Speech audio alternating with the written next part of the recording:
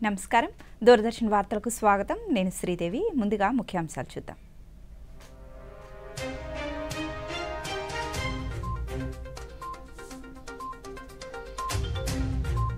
వ్యవసాయ రంగం గ్రామాల శ్రేయస్సు లక్ష్యాల వైపు దేశం పయనిస్తోందన్న ప్రధానమంత్రి బడ్జెట్ అనంతరం వెబినార్లో వర్చువల్గా పాల్గొన్న నరేంద్ర మోదీ ప్రపంచ దేశాలకు భారత్ నమ్మకమైన భాగస్వామిగా మారిందన్న ప్రధాని ఢిల్లీలో జరిగిన ఎన్ఎక్స్టీ కాన్క్లేవ్లో పాల్గొన్న నరేంద్ర మోదీ సూపర్ 6 పథకాలతో పేదల జీవితాల్లో వెలుగులు నింపామన్న రాష్ట్ర ముఖ్యమంత్రి చిత్తూరు జిల్లాలోని జీడి నెల్లూరులో ప్రజలను ఉద్దేశించి ప్రసంగించిన చంద్రబాబు నాయుడు ప్రధానమంత్రి గ్రామ సడక్ యోజన పథకం కింద గుంటూరు జిల్లాకు 143 కోట్లు మంజూరు జిల్లాలో పర్యటించిన కేంద్ర గ్రామీణాభివృద్ధి కమ్యూనికేషన్ శాఖ సహాయ మంత్రి డాక్టర్ పెమ్మసాని చంద్రశేఖర్ రాష్ట్రంలోని పోలీసు వ్యవస్థను పటిష్టపరిచేలా చర్యలు తీసుకుంటున్నామన్న రాష్ట్ర హోంశాఖ మంత్రి అనిత ఇక వివరాలు దేశాభివృద్ధిలో రైతుల సాధికారత కీలకమని వారి సంక్షేమంతో కూడిన భారతదేశాన్ని నిర్మించడానికి కృషి చేస్తున్నామని ప్రధానమంత్రి నరేంద్ర మోదీ అన్నారు వ్యవసాయ రంగం గ్రామాల శ్రేయస్సు రెండు పెద్ద లక్ష్యాల వైపు దేశం పయనిస్తోందన్నారు వ్యవసాయం గ్రామీణ శ్రేయస్సుపై బడ్జెట్ అనంతరం వెబినార్లో బడ్జెట్ రూపకల్పనలో పాత్ర పోషించిన అధికారులు సలహాదారులతో ప్రధానమంత్రి వర్చువల్గా పాల్గొన్నారు ఈ సందర్భంగా మోదీ మాట్లాడుతూ బడ్జెట్ తర్వాత బడ్జెట్ సంబంధిత వెబినార్లో మీ ఉనికి చాలా ముఖ్యమని అన్నారు అభివృద్ధి చెందిన భారత్ మరిన్ని నూతన లక్ష్యాలను ఏర్పరచుకుందని ఇందుకోసం అన్ని వర్గాల అభివృద్ధికి ఊతమిచ్చేలా బడ్జెట్ను ప్రవేశపెట్టామన్నారు వాటాదారులు బడ్జెట్ రూపొందించేటప్పుడు ఇచ్చిన సలహాలు సూచనలు చాలా ఉపయోగకరంగా ఉన్నాయన్నారు ये मेरे लिए अत्यंत महत्वपूर्ण योजना है इसके तहत देश के 100 सबसे कम कृषि उत्पादकता वाले जिले लो प्रोडक्टिविटी वाले जिलों के विकास पर फोकस किया जाएगा आप सबने विकास के कई पैरामीटर पर एस्पिरेशनल डिस्ट्रिक्ट कार्यक्रम से मिले नतीजों को देखा है इन जिलों को कोलैबोरेशन गवर्नेंस और हेल्दी कंपटीशन का और कन्वर्जेंस का बहुत फायदा मिल रहा है मैं चाहूंगा कि आप सभी ऐसे जिलों से मिले परिणामों का अध्ययन करें और उसकी लर्निंग से सीखते हुए पीएम धनधान्य कृषि योजना को इन 100 जिलों में बहुत तेज गति से आगे बढ़ाएं इससे इन 100 जिलों में किसानों की आय बढ़ाएं సమర్థవంతమైన నాయకత్వంతో నేడు ప్రపంచ దేశాలకు భారత్ నమ్మకమైన భాగస్వామిగా మారిందని ప్రపంచ కర్మాగారంగా భారత్ అవతరిస్తోందని ప్రధానమంత్రి నరేంద్ర మోదీ పేర్కొన్నారు ప్రపంచ దేశాలు కొన్ని దశాబ్దాలుగా భారత్ను ఓ ఉపశాఖగా చూశాయని ప్రస్తుతం ఆ విధానం మారిపోయిందని అన్నారు శ్రామిక శక్తిగా పేరు పొందిన భారత్ నేడు ప్రపంచ శక్తిగా మార్పు చెందిందన్నారు దేశ రాజధాని ఢిల్లీలోని భారత్ మండపంలో జరిగిన ఎన్ఎక్స్టీ కాన్క్లేవ్లో ప్రధానమంత్రి పాల్గొన్నారు ఈ సందర్భంగా తొలుత న్యూస్ ఎక్స్ వరల్డ్ ఛానల్ను ప్రారంభించారు అనంతరం ప్రధాని మాట్లాడుతూ కేంద్ర ప్రభుత్వం అమలు చేస్తున్న ఆత్మ nirbhar Bharat make in India made in India digital India startup India తదితర కార్యక్రమాల వల్ల నేడు భారత్ అన్ని రంగాలలో దూసుకువెళుతోందని కోట్లాది మంది పేదరికం నుంచి బయటకు రాగలిగారని అన్నారు आज हमारे यहां आयुष प्रोडक्ट्स और योग लोकल से ग्लोबल हो गए हैं दुनिया में कहीं पर भी जाइए योग को जानने वाला मिलेगा ही आज भारत के सुपर फूड हमारा मखाना लोकल से ग्लोबल हो रहा है भारत के मिलेट्स श्री अन्न भी लोकल से ग्लोबल हो रहे हैं साथियों मिलेट्स ही नहीं भारत की हल्दी भी लोकल से ग्लोबल हो गई है भारत दुनिया की 60% से ज्यादा हल्दी की सप्लाई कर रहा है। भारत की कॉफी भी लोकल से ग्लोबल हो गई है। भारत दुनिया का 7वां सबसे बड़ा कॉफी एक्सपोर्टर बन गया है। आज भारत के मोबाइल, इलेक्ट्रॉनिक प्रोडक्ट्स, भारत में बनी दवाइयां अपनी ग्लोबल पहचान बना रही हैं। భారత్లో సూఫీ సాంప్రదాయం తనకంటూ ఓ ప్రత్యేకతను సృష్టించుకుందని ప్రధానమంత్రి నరేంద్ర మోదీ అన్నారు. కొత్త ఢిల్లీలోని సుందర్ నర్సరీలో గత రాత్రి జరిగిన గ్రాండ్ సూఫీ సంగీత ఉత్సవం జహానే ఖుస్రో 2025లో ప్రధాని పాల్గొన్నారు. తొలుత సూఫీ సంప్రదాయ ప్రదర్శనను మోదీ తిలకించారు. ఈ సందర్భంగా ప్రధాని మాట్లాడుతూ అమీర్ ఖుస్రావు వారసత్వాన్ని కొనసాగించేందుకు ప్రపంచవ్యాప్తంగా ఉన్న సూఫీ కళాకారులు ఒకచోట చేరడం ఎంతో ఆనందంగా ఉందన్నారు. ఏ దేశ సంస్కృతి, నాగరికత అయినా ఆ దేశ సంగీతం నుంచి గొంతుకను అందిపుచ్చుకుంటాయన్న ప్రధాని సూఫీ సంగీతంలో ఉన్న సువాసన హిందూస్థాన్ నుంచి వచ్చిందన్నారు. ప్రసంగం అనంతరం కళాకారులు ఆలపించిన పలు సూఫీ గీతాలను ప్రధాని ఆసక్తిగా తిలకించారు. ఈ సందర్భంగా ప్రధాని తన ఎక్స్ ఖాతాలలో దీనికి సంబంధించిన వీడియోను విడుదల చేశారు. खुसरो का ये सिलसिला अपने 25 साल भी पूरे कर रहा है। इन 25 वर्षों में इस आयोजन का लोगों के जहन में जगह बना लेना ये अपने आप में इसकी सबसे बड़ी कामयाबी है। जहान खुसरो के इस आयोजन में एक अलग खुशबू है। ये खुशबू हिंदुस्तान की मिट्टी की है। वो हिंदुस्तान जिसकी तुलना हजरत अमीर खुसरो ने जन्नत से की थी।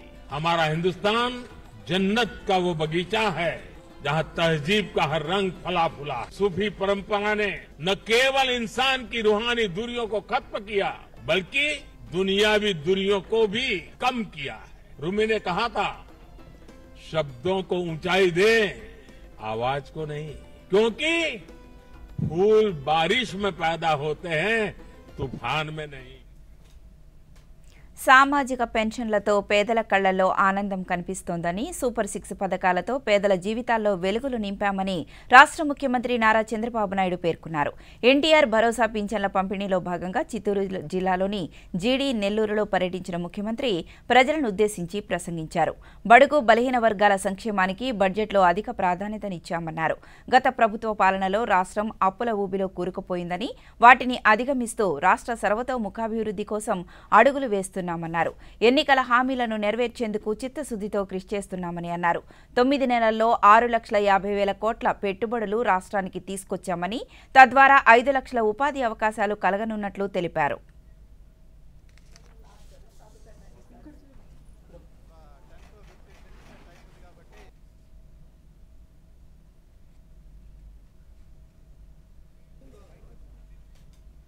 రాష్ట్రంలో ఎన్టీఆర్ భరోసా పింఛన్ల పంపిణీ కొనసాగుతోంది. రాష్ట్ర ముఖ్యమంత్రి నారా చంద్రబాబు నాయుడు చిత్తూరు జిల్లా జీడీ నెల్లూరు మండలం బీసీ కాలనీలో నిర్వహించిన పింఛన్ల పంపిణీలో పాల్గొన్నారు.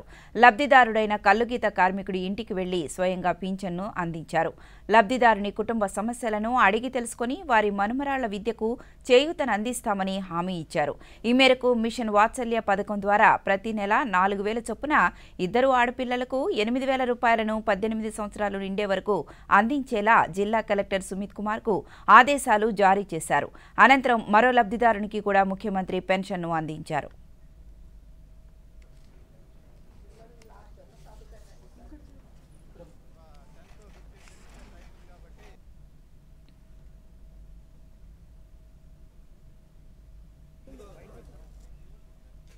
ప్రధానమంత్రి గ్రామ సడక్ యోజన పథకం కింద రాష్ట్రంలో పలు అభివృద్ధి కార్యక్రమాలు చేపడుతున్నట్లు కేంద్ర గ్రామీణాభివృద్ధి కమ్యూనికేషన్ శాఖ సహాయ మంత్రి డాక్టర్ పెమ్మసాని చంద్రశేఖర్ పేర్కొన్నారు. గుంటూరు జిల్లాలోని కొలనుకొండలో ఆయన మీడియాతో మాట్లాడుతూ రాష్ట్రంలో కూటమి ప్రభుత్వం అధికారంలోకి వచ్చిన దగ్గర నుంచి పలు అభివృద్ధి పనుల కోసం కేంద్రం నుంచి నిధులను మంజూరు చేయిస్తున్నామని తెలిపారు. దీనిలో భాగంగానే పీఎంజీఎస్వై పథకం 3వ ఫేజ్ కింద జిల్లాకు మొత్తం 143 కోట్ల రూపాయలు మంజూరు అయ్యాయని తెలిపారు. మా ఎమ్మెల్యేలు ఇప్పుడు పొన్నూరు ధూళిపాళ్ల నరేంద్ర కుమార్ గారు, ప్రత్తిపాడు రామాంజనేయులు గారు, అదేవిధంగా తాడికొండ శ్రావణ్ కుమార్ గారు, తెనాలి ఆలపాటి రాజా గారు, అదేవిధంగా మనోహర్ గారు, వారు ఇచ్చిన కొన్ని రోడ్స్ కొన్ని ఈరోజు శాంక్షన్ అయినాయి. ఇవి టోటల్గా గుంటూరు జిల్లాకి 143 కోట్ల రూపాయలు, అదేవిధంగా రాయలసీమలో ఇంకొక 80 కోట్లు. ఇవన్నీ కూడా PMGSY ఫేజ్ 3 ప్రధానమంత్రి గ్రామీణ్ సడక్ యోజన ఫేజ్ 3 కింద 223 కోట్ల రూపాయల వర్కులు ఈరోజు శాంక్షన్ అయినాయి. ఇందులో 4 వంతెనలు కూడా ఉన్నాయి. ఈ PMGSYలో కేవలం 150 మీటర్స్ లెంత్ వరకే ఇస్తారు. సో సెంట్రల్ గవర్నమెంట్ తక్కువ, ఒక 10 crores శాంక్షన్ అయింది. మిగిలిన 40 కోట్లు స్టేట్ గవర్నమెంట్ నుంచి ఇవ్వాలి. ఇది కొంచెం ఆలస్యం అవుతుంది. అయితే సెంట్రల్ నుంచి 10 కోట్లు క్లియర్ అయింది. ఇది కూడా టైంగా మాకు అక్కడ పంపించడం, అందుకని వారికి కూడా ప్రత్యేకంగా ధన్యవాదాలు తెలుపుతా ఉన్నాను. తప్పకుండా రాయలసీమలో దాదాపుగా 80 కోట్లు, అవి వేరు వేరు ప్రాంతాలకు రిలీజ్ అయినాయి. టోటల్గా ఇది వీరందరికీ ముఖ్యంగా నేనేంటంటే మా ఎమ్మెల్యేలకి దీనికి లోకల్గా ఉండి వీళ్ళందరూ లోకల్ ఇంజనీర్లతో కూర్చొని ఒక డిపిఆర్లు చేసి వాళ్ళతో ఫాలో అప్ చేసి కూటమి ప్రభుత్వంలో సామాజిక పింఛన్ లబ్ధిదారులకు 1వ తేదీన ఇళ్ల వద్దకు వెళ్లి ఇవ్వడం జరుగుతోందని బాపట్ల పార్లమెంటు సభ్యులు లోక్సభ ప్యానెల్ స్పీకర్ తెన్నేటి కృష్ణప్రసాద్ తెలిపారు. సూపర్ 6 హామీలను ఒక్కొక్కటిగా నెరవేర్చుకుంటూ ముందుకు సాగుతున్నామన్నారు. గుంటూరు జిల్లా చీరాల మండలంలోని దేవాంగపూరి గ్రామ పంచాయతీలో ఎన్టీఆర్ భరోసా పింఛన్ల పంపిణీలో ఎంపీ పాల్గొని లబ్ధిదారుల ఇళ్లకు వెళ్లి స్వయంగా పింఛన్ను అందించారు. ఈ సందర్భంగా ఎంపీ మాట్లాడుతూ గతంలో ఎన్నడూ లేని విధంగా గ్రామాల్లో అభివృద్ధి పనులు ముమ్మరంగా సాగుతున్నాయన్నారు. ప్రతి చోట ప్రజలు చాలా సంతోషంగా ఉన్నారు.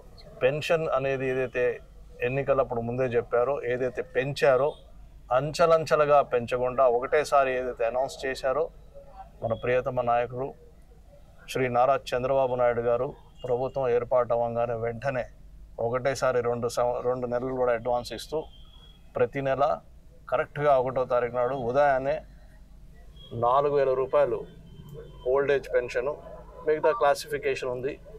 ఆ క్లాసిఫికేషన్ పరంగా ఒక్క చోట కూడా ఒక న్యాయ పైసా కూడా తగ్గకుండా, ఒక రోజు కూడా డిలే లేకుండా, ఒకసారి మధ్యాహ్నం 1వ తారీఖు ఆదివారం వస్తే కూడా ఒకరోజు ముందే. రాష్ట్రంలో పోలీసు శాఖ వ్యవస్థను పటిష్టపరిచేలా అన్ని చర్యలు తీసుకుంటుందని హోంశాఖ మంత్రి వంగలపూడి అనిత తెలిపారు. అనంతపురంలోని పోలీస్ ట్రైనింగ్ కళాశాల మైదానంలో SCTSIS 2024 batch passing out parade కార్యక్రమంలో రాష్ట్ర డీజీపీ హరీష్ కుమార్ గుప్తాతో కలిసి ఆమె పాల్గొన్నారు. శిక్షణ పూర్తి చేసుకున్న వారికి సర్టిఫికేట్లను ప్రదానం చేశారు. అనంతరం మంత్రి మాట్లాడుతూ రాష్ట్రంలో లా అండ్ ఆర్డర్ అద్భుతంగా పనిచేస్తోందని, ఏ విధమైన ఘర్షణలకు తావు లేకుండా పోలీసు శాఖ పనిచేస్తోందని అన్నారు. నేరాలను అరికట్టి చట్టాలను అమలు చేయడంలో పోలీసు శాఖ ప్రగతి సాధించిందని అన్నారు. దగ్గర 394 మందిలో 97 మంది ఓవరాల్గా మహిళలు ఉండటం అన్నది నిజంగా చాలా గర్వకారణం. ఈ రోజుల్లోనే మేము దేనికి తీసుకోమనేటట్టుగానే పోలీసు ఉద్యోగానికి కూడా వాళ్ళు స్వతహాగా ముందుకొచ్చి మేము చేస్తామని చెప్పి రావటమే కాకుండా కఠినతరమైన ట్రైనింగ్ ప్రోగ్రామ్ను కూడా కంప్లీట్ చేసుకొని ఈరోజు పోలీస్ పాసింగ్ అవుట్ పెరేడ్కి ఈరోజు వచ్చిన 97 మంది మహిళా సబ్ ఇన్స్పెక్టర్లకి కూడా మనస్ఫూర్తిగా ప్రత్యేకంగా ధన్యవాదాలు తెలియజేసుకుంటున్నాం. అదేవిధంగా ఈరోజు ఇక్కడ చూసుకుంటేనండి దగ్గర బీటెక్ చేసిన వాళ్ళు, బీకామ్ చేసిన వాళ్ళు, ఎంటెక్లు చేసిన వాళ్ళు, బీఫార్మసీ చేసిన వాళ్ళు, అదేవిధంగా ఇంతకు ముందు డిపార్ట్మెంట్లో పోలీస్ కానిస్టేబుల్గా ఉండి ఎస్ఐల కింద ఎలాగైనా అవ్వాలి అనే తపనతో చాలా దూర ప్రాంతాల నుంచి చాలా కష్టపడి ఈరోజు ఈ ఎస్ఐ ట్రైనింగ్ పూర్తి చేసుకొని ఈరోజు బయటకు వెళ్ళే పరిస్థితి ఈరోజు కనిపిస్తూ ఉంది. ఈరోజు చాలామంది పోలీస్ డిపార్ట్మెంట్ వాళ్ళని కూడా ఈరోజు ఎప్పటికెప్పుడు గౌరవ చంద్రబాబు నాయుడు గారి ఆదేశాల మేరకు టెక్నాలజీని బేస్ చేసుకొని విజిబుల్ పోలీస్ కన్నా ఇన్విజిబుల్ పోలీసింగ్తో నేరాలను అరికట్టాలి అనే ఒక కృతనిశ్చయంతో ఈరోజు గౌరవ చంద్రబాబు నాయుడు గారు ముఖ్యమంత్రి వర్యులు అదేవిధంగా పోలీసు సిబ్బంది అందరం కూడా మేము పనిచేయడం అందరూ కూడా చూస్తున్నారు. దానిలో భాగంగానే సుమారుగా 1,00,000 CCTV కెమెరాలని మేము ఇన్స్టాల్ చేయాలని చెప్పి లక్ష్యంగా పెట్టుకున్నాం. మార్చి 14న పిఠాపురంలో జనసేన అధ్యక్షులు పవన్ కళ్యాణ్ ఆధ్వర్యంలో జనసేన పార్టీ ఆవిర్భావ దినోత్సవం నిర్వహించడానికి ఏర్పాట్లు త్వరితగతిన జరుగుతున్నాయని రాష్ట్ర పౌర సరఫరాల శాఖ మంత్రి నాదెండ్ల మనోహర్ తెలిపారు. ఈ సందర్భంగా పార్టీ శ్రేణులతో కాకినాడలో సన్నాహక సభ నిర్వహించారు. ఆవిర్భావ దినోత్సవానికి సంబంధించిన పోస్టర్ను విడుదల చేశారు. ఈ సందర్భంగా మంత్రి మాట్లాడుతూ బడుగు బలహీన వర్గాల తరపున గొంతు వినిపించేందుకు జనసేన పార్టీ ఆవిర్భవించిందని, ప్రజల గొంతుకే పార్టీ నినాదమన్నారు. పార్టీ ఆవిర్భావ దినోత్సవం అద్భుతంగా ఏర్పాట్లు చేయడానికి రాష్ట్ర వ్యాప్తంగా ప్రతి నాయకుడికి, ప్రతి జన సైనికుడికి, వీర మహిళకి ఒక అద్భుతమైన అవకాశం కల్పించడానికి కోసం ఈ రోజున సన్నాహక సమావేశం ఏర్పాటు చేశాం. సుమారు 14 కమిటీలు దాదాపు 500 మంది సభ్యులతో ఏర్పాటు చేసి ఒక చక్కటి సంకేతం, అందరం కలిసి ఒక మంచి టీమ్ ఎఫర్ట్తో కనీవినీరుగని రీతిలో అద్భుతమైన ఏర్పాట్లు చేసి రాష్ట్ర వ్యాప్తంగా. ఇప్పుడు ప్రకటనలో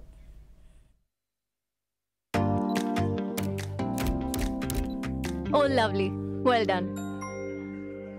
ఇప్పుడు ఇక పెద్ద స్టూడియో, కొత్త కెమెరా, కొత్త లైట్స్,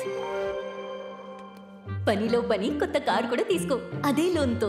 నో, లోన్ ఏ పని కోసం తీసుకున్నావో దానికే వాడుకో. టైంకి ఈఎంఐ చెల్లించండి, క్రెడిట్ స్కోర్ పెంచుకోండి, ఇంకోసారి లోన్ సులభంగా పొందండి. కార్ వద్దంటే కనీసం నా ఫోటోనైనా తీ. మీరెవరు? ఆర్బీఐ అంటోంది, పొదుపు చేసే వనిత సాధిస్తుంది ఘనత. వినండి, ఒక మంచి ఇన్సూరెన్స్ పాలసీ ఏఐని అడుగుదాం. ఒక మంచి పాలసీ అంటే దాంట్లో ప్రీమియం పేమెంట్ ఉండాలి లిమిటెడ్, కానీ ఇన్కమ్ లైఫ్ టైం వచ్చేది. ఎల్ఐసి యొక్క Jeevan Utsav. Life time celebration చేసుకోండి. ఎల్ఐసి యొక్క జీవన్ ఉత్సవ్ తో ఫ్యూచర్ సెట్ అవుతుంది. వివరాల్లోకి వెళ్తే రాష్ట్రాభివృద్ధికి బాటలు వేసేదిగా రాష్ట్ర బడ్జెట్ ఉందని రాష్ట్ర పర్యాటక శాఖ మంత్రి కందుల దుర్గేష్ అన్నారు. తూర్పుగోదావరి జిల్లా రాజమహేంద్రవరంలో ఆయన మీడియాతో మాట్లాడుతూ గత ప్రభుత్వ హయాంలో నిలిచిపోయిన అభివృద్ధి పనులపై రాష్ట్ర ప్రభుత్వం దృష్టి సారించి నిధులు కేటాయించిందన్నారు. పోలవరం నుంచి మరకచెర్ల వరకు సస్యశ్యామలం చేయబోతున్నామని పేర్కొన్నారు. రాబోయే 7 ఏళ్లలో బడ్జెట్లో కేటాయించిన నిధులతో అభివృద్ధి దిశగా ఆంధ్రప్రదేశ్ పరుగులు పెడుతోందన్నారు. ప్రగతి పథంలో నడిపించడానికి ఏ రకంగా మనం ఈ ప్రభుత్వం కట్టుబడి ఉందనేటువంటి అంశాన్ని ప్రస్ఫుటంగా చూపిస్తూ ఉంది. ముఖ్యంగా మహిళా శిశు సంక్షేమానికి పెద్దపీట వేయటం, జలవనరులకి అత్యధికంగా సింహభాగం ఇవ్వటం, పంచాయతీరాజ్కి ముఖ్యంగా జల్ జీవన్ మిషన్ కానీ, అమృత్ కానీ, అదేవిధంగా ఎన్ఆర్ఈజీఎస్ ద్వారా రోడ్లు పునర్నిర్మించడం కానీ, ఈ అన్ని అంశాల్లో ప్రభుత్వం చూపిస్తున్నటువంటి ప్రత్యేక శ్రద్ధ ఇవాళ రాష్ట్రంలో అన్ని మూలలో కూడా అందరి ఆమోదాన్ని అద్భుతంగా పొందుతున్నటువంటి సందర్భం. గతంలో ఒక తట్టెడు మట్టి కూడా వేయనటువంటి ఆ ప్రభుత్వం ఇవాళ మీరు చూస్తే ఒక పక్కన ఎన్ఆర్ఈజీఎస్ ద్వారా గ్రామీణ ప్రాంతాల్లో ఉన్నటువంటి ఇంటర్నల్ రోడ్స్ కానీ, అదేవిధంగా పార్ట్ హోల్స్ని రిపేర్ చేసే కార్యక్రమంలో ఆర్ఎండ్బి రోడ్స్ కానీ ఎంతగా అద్భుతంగా రూపొందుతున్నాయో మీరు అందరూ చూస్తూ ఉన్నారు. అదేవిధంగా గతంలో పట్టిసీమని ఏ రకంగా అయితే ఎత్తిపోతల ప్రాజెక్ట్ని విశాఖపట్నంలోని ఆంధ్ర విశ్వవిద్యాలయం నూతన ఉపకులపతిగా ప్రొఫెసర్ జిపి రాజశేఖర్ ఈరోజు బాధ్యతలు చేపట్టారు. ఈ సందర్భంగా ఆయన మీడియాతో మాట్లాడుతూ ప్రపంచ నూతన ఆవిష్కరణలకు అనుగుణంగా విద్యాలయంలో విద్యాబోధన అమలు చేస్తామన్నారు. నూతన విద్యా విధానం అమలు ద్వారా గ్రామీణ విద్యార్థులకు సైతం విద్య అందేలా కృషి చేస్తామన్నారు. సో నేషనల్ ఎడ్యుకేషన్ పాలసీ 2020 ముఖ్యోద్దేశం ఏంటంటే ఎడ్యుకేషన్ షుడ్ బి హోలిస్టిక్. అంటే ఒక విద్యార్థి మొనటానస్గా చదివి ఎగ్జామ్ పాస్ అయి ఉద్యోగ అవకాశాలకి వెతుక్కోవడం వేరు. అదే విద్యార్థి క్లాస్ రూమ్లో చదవడంతో పాటు క్లాస్ రూమ్ బయట ఎక్స్ట్రా కరిక్యులర్ యాక్టివిటీస్ని అకాడమిక్ కరిక్యులంలో భాగంగా చదువుకుని లైఫ్ స్కిల్స్ నేర్చుకుని బయటికి వెళ్ళడం వేరు. సో నేషనల్ ఎడ్యుకేషన్ పాలసీ ఏమంటా ఉందంటే ఒక విద్యార్థి ఫస్ట్ ఇయర్ జాయిన్ అయ్యాక నాకు ఈ సబ్జెక్ట్లో ఇంట్రెస్ట్ లేదు అంటే, ప్రస్తుతం ఎన్ఈపి ఇంప్లిమెంట్ అయ్యే వరకు మనకు ఎలా ఉండింది, వాళ్ళకి కష్టమైన నష్టమైన 4 ఏళ్ళు అందులో కంటిన్యూ అవ్వాలి. సో దాని ద్వారా వాళ్ళకి కొన్ని ఇబ్బందులు, కొద్దిమంది బాగా పెర్ఫామ్ చేసిన వాళ్ళు ఉంటారు, కొద్దిమంది బాగా పెర్ఫామ్ చేయని వాళ్ళు ఉంటారు. అదే ఫస్ట్ ఇయర్ తర్వాత నాకు ఈ సబ్జెక్ట్లో ఇంట్రెస్ట్ లేదు అన్నప్పుడు మినిమం క్రెడిట్స్తో ఇది చేశాక అతనికి ఇంట్రెస్ట్ ఉన్నది క్రెడిట్స్ తీసుకుని. డాక్టర్ బిఆర్ అంబేద్కర్ కోనసీమ జిల్లా ముమ్మిడివరం పోలీస్ సర్కిల్ పరిధిలో భారీగా మద్యం బాటిళ్లు, నాటుసారాను పోలీసులు స్వాధీనం చేసుకున్నారు. దాదాపు 322 కేసుల్లో పట్టుబడ్డ లక్షల విలువైన మద్యం బాటిళ్లు, నాటుసారాను పోలీసులు ధ్వంసం చేశారు. ఈ సందర్భంగా అమలాపురం డీఎస్పీ టీఎస్కే ప్రసాద్ మాట్లాడుతూ అక్రమ రవాణా చేస్తూ వివిధ పోలీస్ స్టేషన్ల పరిధిలో పట్టుబడ్డ మద్యం బాటిళ్లను ఉన్నతాధికారుల ఆదేశాల మేరకు ధ్వంసం చేసినట్లు తెలిపారు.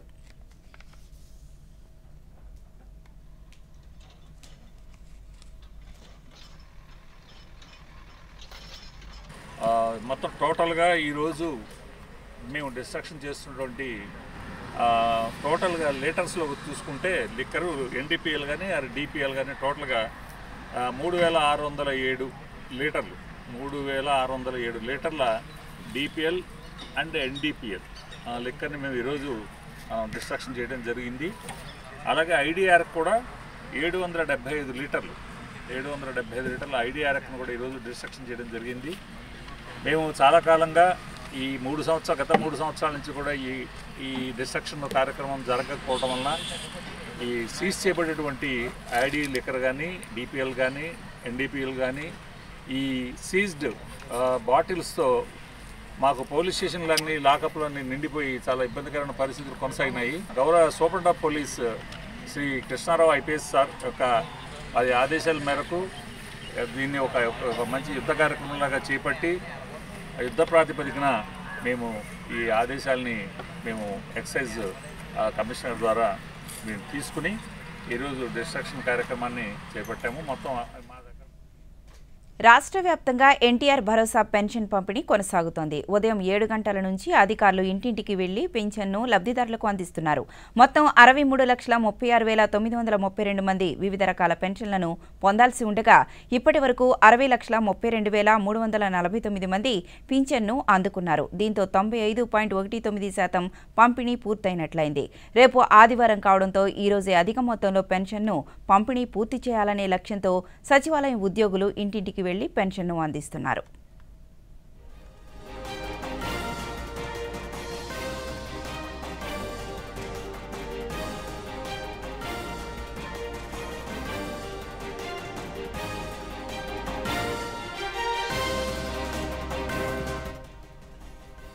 ముస్లింల పండుగ పవిత్ర రంజాన్ మాసం ఈ రాత్రి ప్రారంభమైంది. రంజాన్ మాసంలో పవిత్ర ఉపవాస దీక్షలు ప్రారంభించే నెలవంక దర్శనం ఈరోజు సాక్షాత్కరించింది. దీంతో ముస్లిం సోదరీమణులు రేపటి నుంచి ఉపవాస దీక్షలు ప్రారంభించనున్నారు. ఈ పవిత్ర కాలంలో ముస్లింలు తెల్లవారుజాము నుండి సూర్యాస్తమయం వరకు ఉపవాసాన్ని పాటిస్తారు. కాగా మార్చి 31న రంజాన్ పండుగను ముస్లింలు జరుపుకోనున్నారు.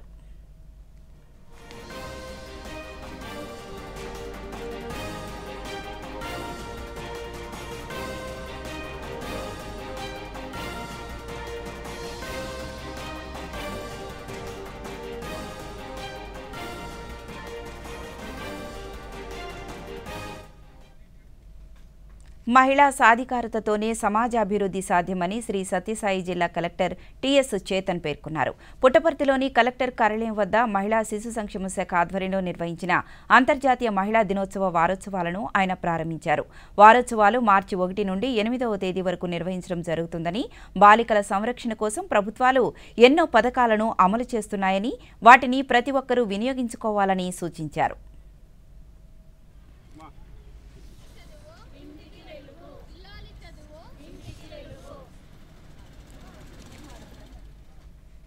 కేంద్ర రైల్వే శాఖ మంత్రి అశ్విని వైష్ణవ్ దాహోద్లో ఉన్న లోకోమోటివ్ రోలింగ్ స్టాక్ వర్క్షాప్ను సందర్శించారు. వర్క్షాప్లోని సిమ్యులేటర్తో సహా ఫ్యాక్టరీని పరిశీలించారు. లోకోమోటివ్ కొత్తగా అభివృద్ధి చేసిన నమూనాను పరిశీలించారు. వర్క్షాపులో తయారవుతున్న అత్యంత శక్తివంతమైన లోకోమోటివ్ పనితీరును అడిగి తెలుసుకున్నారు. ఈ సందర్భంగా మంత్రి మాట్లాడుతూ ప్రోటోటైప్ లోకో సిద్ధంగా ఉందని, ట్రయల్స్ కొనసాగుతున్నాయని అన్నారు. లోకోమోటివ్ కవాచ్ టెక్నాలజీతో సహా అధునాతన ఫీచర్లను కలిగి ఉందన్నారు.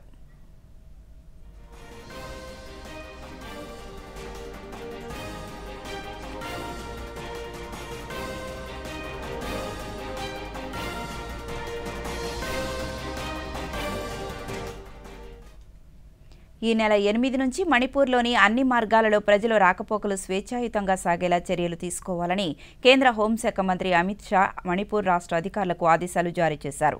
గత 2 ఏళ్లుగా జాతుల మధ్య వైరంతో, హింసతో రగిలిపోతున్న ఈశాన్య రాష్ట్రంలో సాధారణ పరిస్థితిని పునరుద్ధరించి శాంతిని నెలకొల్పేందుకు ఢిల్లీలో మంత్రి ఉన్నతాధికారులతో సమీక్ష నిర్వహించారు. ఇందులో భాగంగా ఈ నెల 8 నుంచి రాష్ట్ర ప్రజలు అన్ని మార్గాల ద్వారా స్వేచ్ఛగా ప్రయాణించేలా చర్యలు తీసుకోవాలని ఆదేశాలు జారీ చేశారు. మణిపూర్లో జాతుల మధ్య తలెత్తిన వివాదంతో అల్లకల్లోలంగా మారడంతో ముఖ్యమంత్రి బీరెన్ సింగ్ రాజీనామా చేశారు. దీంతో ఆ రాష్ట్రంలో రాష్ట్రపతి పాలన కొనసాగుతోంది.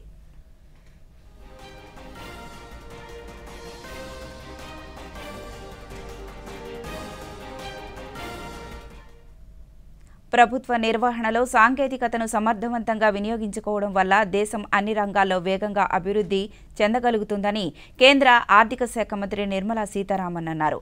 ఢిల్లీలో జరిగిన సివిల్ ఆడిట్ దినోత్సవంలో సీతారామన్ పాల్గొన్నారు.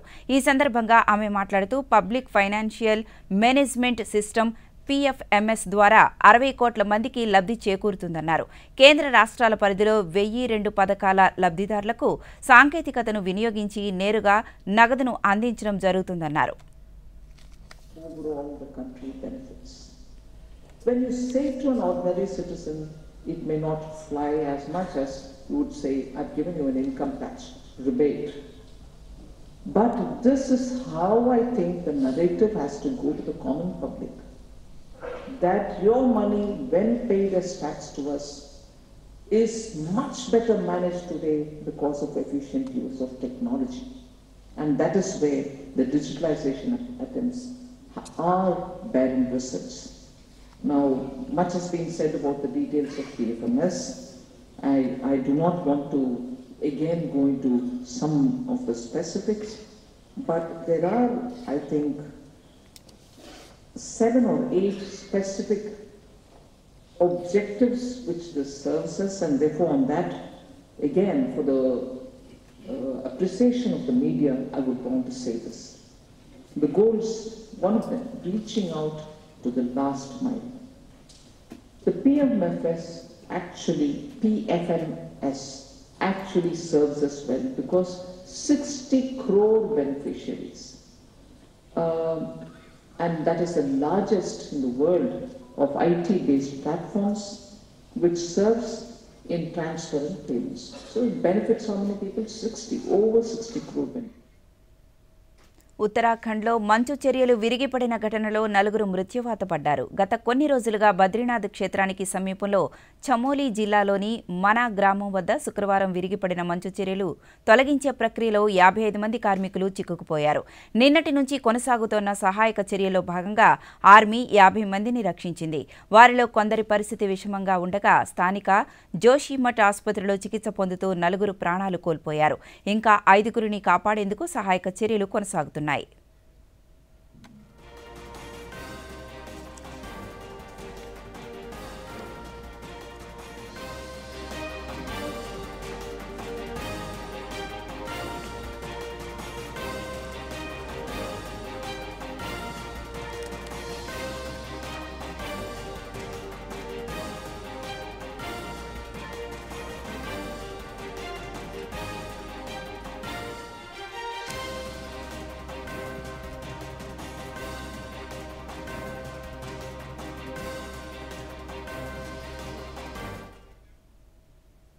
వార్తలు ముగించే ముందు ముఖ్యాంశాలు మరొకసారి చూద్దాం.